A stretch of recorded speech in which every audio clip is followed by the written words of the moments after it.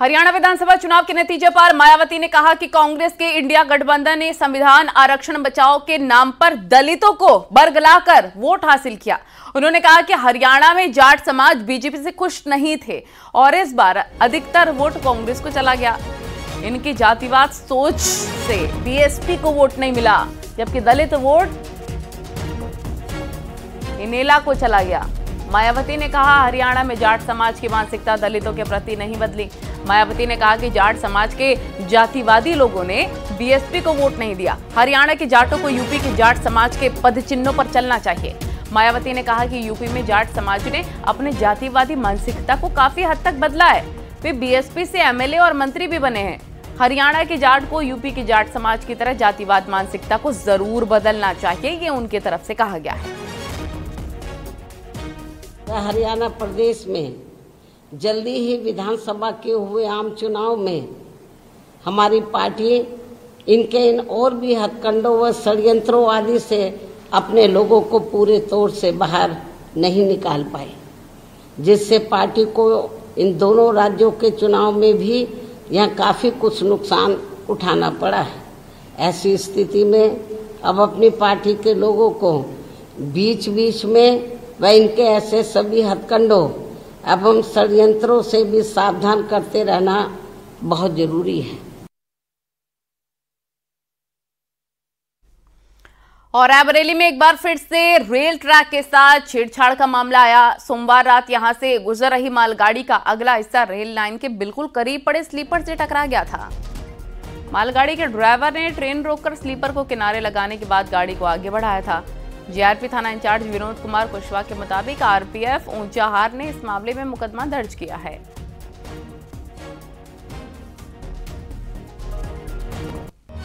लखीमपुर खीरी में आतंक का पर्याय बना तेंदुआ वन विभाग के पिंजरे में कैद हो गया है और तेंदुए ने धौरहरा इलाके में घर से 4 साल के एक बच्चे को उठाकर मौत के घाट भी उतार दिया है।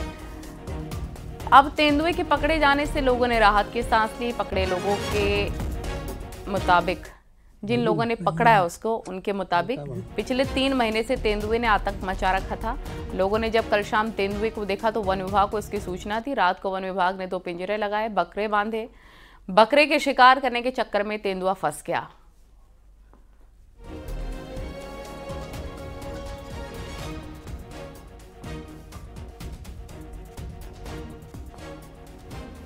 अलीगढ़ के गंगेरी में अज्ञात जानवर के मासूम बच्ची को निवाला बनाने का मामला आया सामने। अज्ञात जंगली जानवर पेड़ के नीचे सो रही 1.5 साल की बच्ची को उठाकर ले गया और बताया जा रहा है कि माता पिता वहीं पर खेत में घास काट रहे थे। बाद में मासूम बच्ची का लहूलुहान शव बाजरा के खेत में मिला।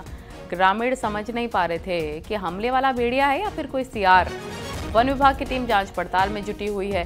गंगेरी थाना इलाके के गांव नगला सुमेर की पूरी घटना है।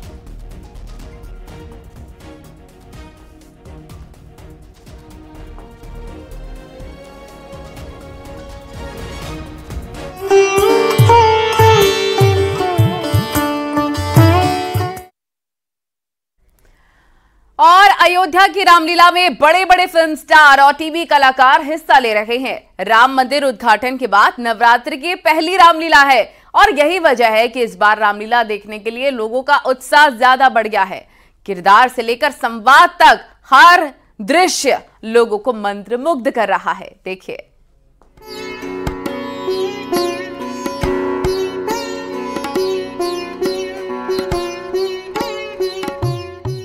अयोध्या में राम मंदिर की स्थापना के बाद पहली बार भव्य और दिव्य रामलीला का मंचन किया जा रहा है। फिल्मी सितारों की रामलीला के 5वें दिन केवट संवाद के प्रसंग पर लीला हुई, जिसमें भगवान राम और भरत के मिलन के संवाद पर रामलीला के पात्रों ने अभिनय किया। आप अयोध्या लौट आओ और माताजी पिताजी को धैर्य बंधाओ।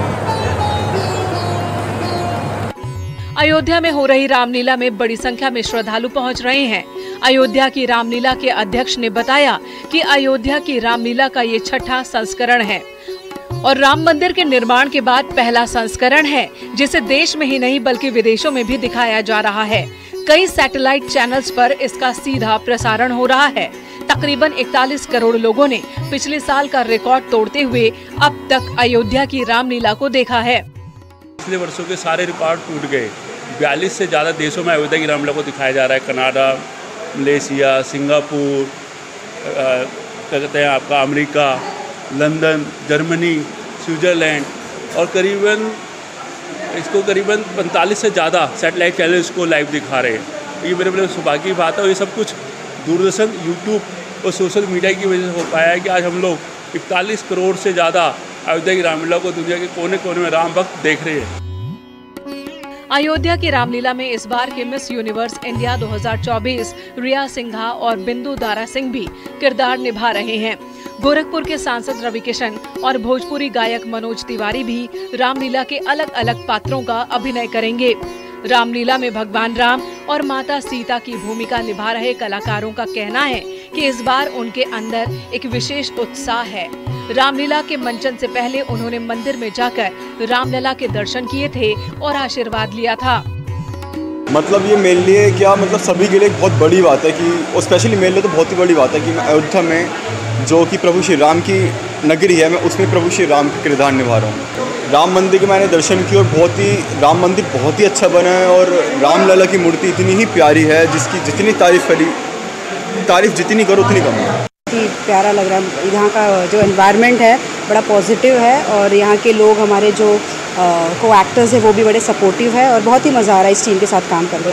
पूरे हिंदुस्तान के लोगों से यही अपील करूँगी कि आप लोग भी आइए अयोध्या, देखिए अपने राम मंदिर का दर्शन लीजिए, हनुमानगढ़ी जाइए।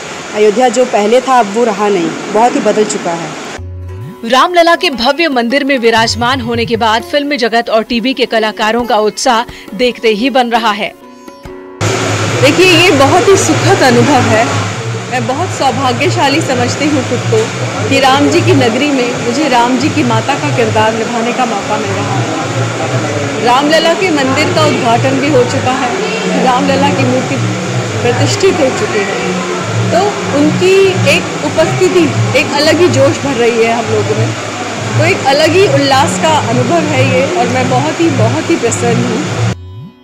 कलाकारों का कहना है कि ये उनके जीवन का सबसे अच्छा अवसर है जब राम की नगरी में आकर रामलीला के किरदार को निभा रहे हैं। अयोध्या इस समय रामलीला को देखते हुए राममय नजर आ रही है।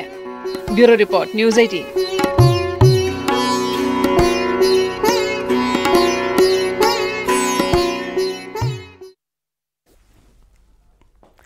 नवरात्र के मौके पर रामलीला का मंचन तो हर तरफ आम है, लेकिन हरिद्वार के जिला जेल में चल रही रामलीला बेहद खास है क्योंकि यहाँ पर जेल के अंदर गुनाहों की सजा काट रहे कैदी ही रामलीला के सभी पात्रों को बखूबी निभा भी रहे हैं। देखिए।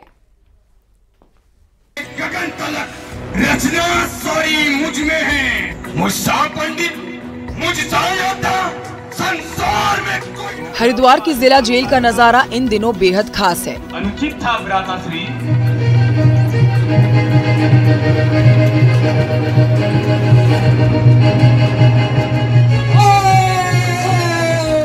यहाँ रोजाना शाम को रामलीला का मंचन होता है। रामलीला में सीता का स्वयंवर, राम की बारात, रावण का दरबार और हनुमान का समुद्र लांघना जैसे सभी दृश्यों को बखूबी दर्शाया जाता है। खास बात यह है कि मंच पर अभिनय कर रहे लोग कोई रामलीला के कलाकार नहीं बल्कि जेल के ही कैदी हैं। कैदी बड़ी सहजता के साथ रामलीला के सभी पात्रों को निभा रहे हैं। जेल के कैदी मानते हैं कि रामलीला के मंचन से उनके मन में सकारात्मक भाव आते हैं, साथ ही वो भगवान राम के जीवन चरित्र से प्रेरित होते हैं।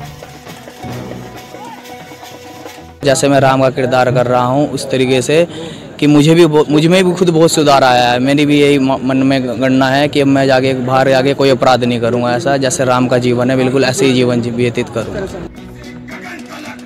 हरिद्वार जेल की रामलीला इस मायने में भी खास है कि यहाँ रामलीला का किरदार निभा रहे कैदी सिर्फ हिंदू ही नहीं बल्कि दूसरे धर्म के भी हैं। संसार में कोई न तू जो है, अपने शीशों को काट शंकर को मैंने पूजा है। रामलीला में रावण का किरदार एक मुस्लिम कैदी निभा रहे हैं, तो वहीं देखने वाले कैदियों में भी सभी धर्म के लोग रामलीला मंचन का लुत्फ उठा रहे हैं। मैंने कभी जीवन में रामलीला देखी भी नहीं थी। फर्स्ट टाइम आके मैंने यहाँ रावण का किरदार किया, कंस का किरदार किया है और बखूबी जो भी कर रहा हूँ सबको अच्छा भी लग रहा है, सभी का बहुत प्यार भी मिल रहा है। मानसिक तनाव कम होता है। अभी आप देखेंगे कि कुछ पल के लिए भूल जाते हैं वो सभी कि हम जेल के अंदर हैं। हालांकि अंदर देखो जेल तो जेल ही है, लेकिन यहाँ आने के बाद में सबको लगता है कि यार कुछ पल के लिए जैसे हम जेल के अंदर है ही नहीं। जेल के अंदर हो रही रामलीला में इस्तेमाल होने वाले सामान को भी कैदी खुद ही तैयार करते हैं। साथ ही रामलीला से 1 महीने पहले अपने अपने पात्रों का रिहर्सल भी करते हैं। वहीं ऐसे आयोजनों से जेल का वातावरण सकारात्मक बन जाता है। जितना भी ये पूरा रामलीला का कार्यक्रम होता है, ये निर्देशित, अभिनीत और स्क्रिप्ट, ये सब जो है हमारे बंदीगणों द्वारा किया जाता है। और साथ साथ जो मेकअप है या लाइटिंग की व्यवस्था है या अन्य छोटी छोटी व्यवस्था हैं, ये सब जो है बंदीगण हमारे करते हैं। जेल में बंद इन कैदियों में कोई हत्या, कोई धोखाधड़ी तो कोई दूसरे गुनाह की सजा काट रहा है। लेकिन रामलीला में अभिनय करते ये कलाकार किसी मंजे हुए अभिनेता से कम नहीं लगते। न्यूज़ 18 के लिए हरिद्वार से पुलकित शुक्ला की रिपोर्ट।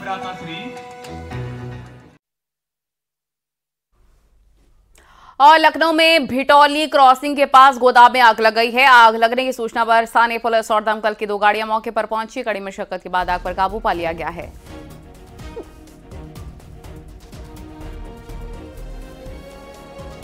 तो ये जो आपको तस्वीरें नजर आ रही हैं, ये कोई बादल नहीं है, ये धुएं का गुबार है जो भीषण आगजनी की वजह से कैसे बिल्डिंग से धधक रही आग से धुएं का गुबार नजर आ रहा है, उससे ही आप अंदाजा लगा सकते हैं।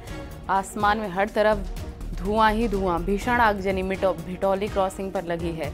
फायर ब्रिगेड की 2 गाड़ियां मौके पर मौजूद।